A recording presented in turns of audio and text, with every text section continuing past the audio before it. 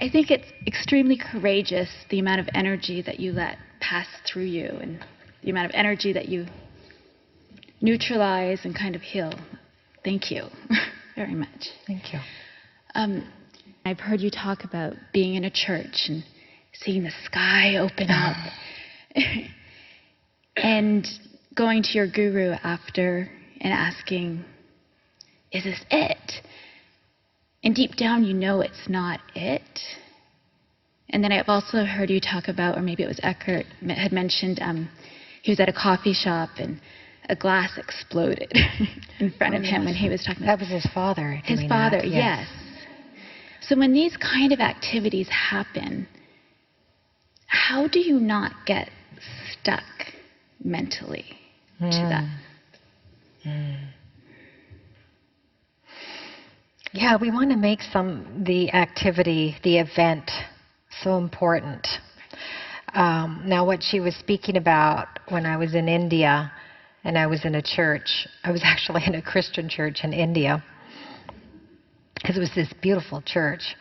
It was just a small little building, really. But there was something there that just drew me there, so I went there. And, I see, birds that fly in, and it's like, oh my God, these are angels. And it was, the cross, it looked like as if it was just so alive. And then I went to a temple, and this is where the sky actually opened up. Okay. Here I am, singing Arti in this temple. And then suddenly, the sky opened up, and I saw angels. And I went, oh my God, this is God. And I just felt like as if I sensed God's presence.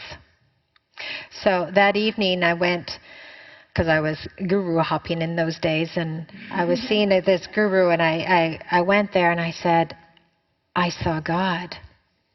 I saw angels. And I got it. That was it.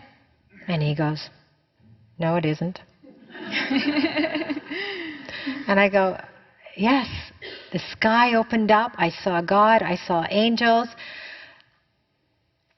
It's not it, Kim. And this went on literally back and forth, and all he said to me was, that's not it.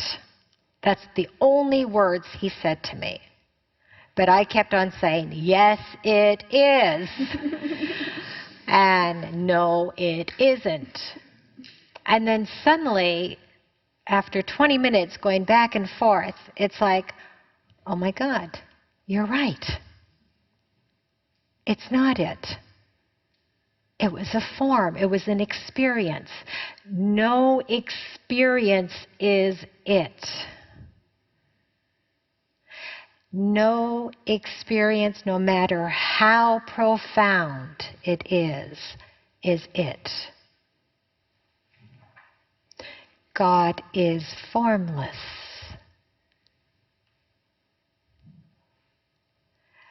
So, no matter, our minds just want to hold on to something. All the time. That's what the mind does. It's like grasping here, grasping there. I want to make this into something. I want to make that into an identity.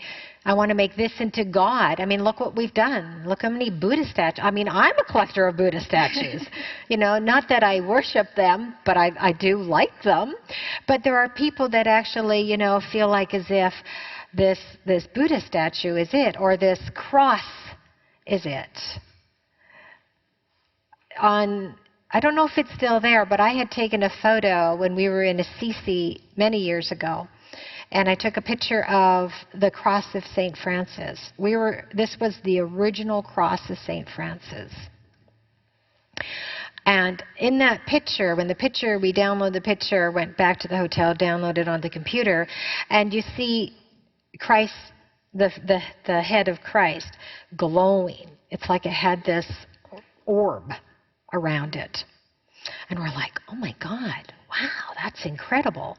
We both thought that was incredible. And we went, church hopping there, because that's all you just kind of do at Assisi, lots of churches. And then they had replicas of this cross. So I would take a picture because I was curious to see whether the replica would do the same thing. But of course it didn't.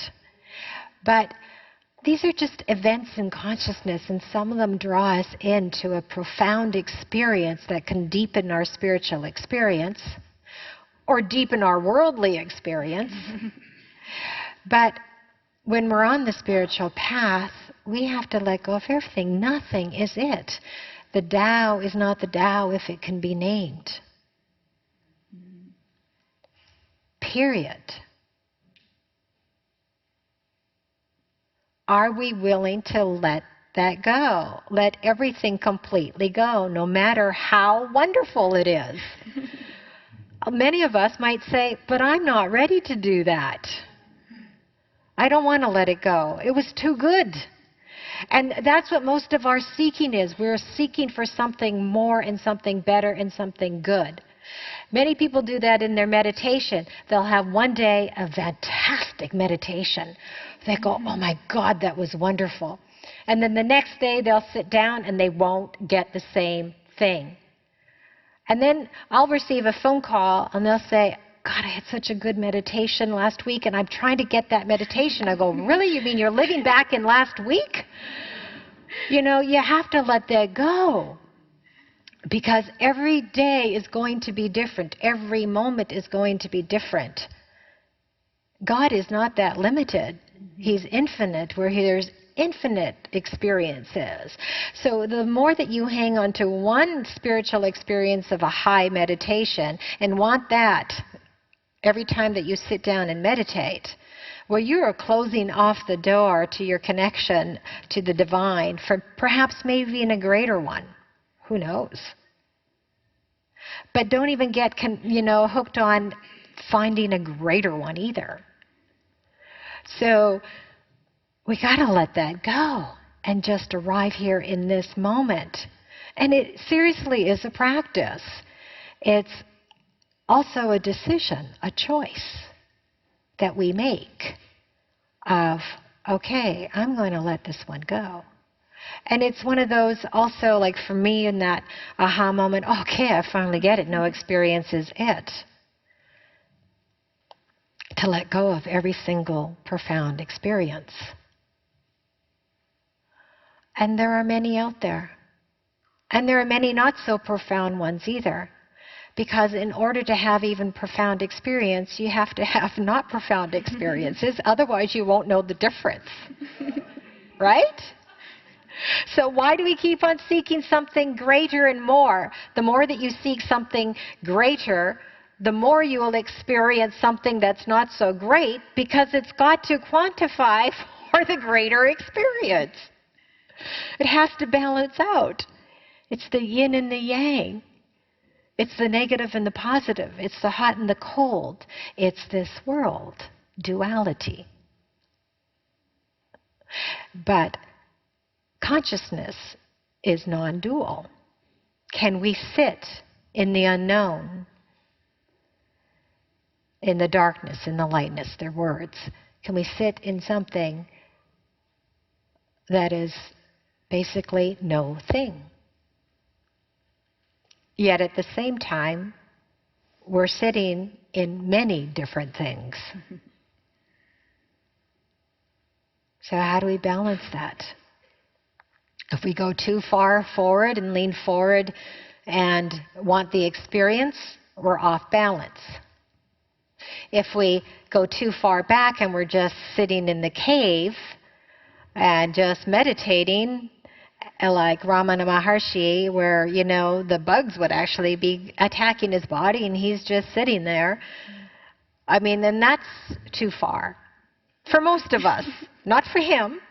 And for maybe a select few, that's okay. So where's your foot in the world and in space consciousness? We're both human and being. So this is where we sit then. This is where we move. And the So totality is infinite. The world and humans and everything in it is constantly changing, arises and dissolves. Rises and dissolves. Impermanence is the Buddhist teaching, impermanence. The practice of impermanence. Allowing it to rise, allowing it to go. Thank you. Namaste. Namaste.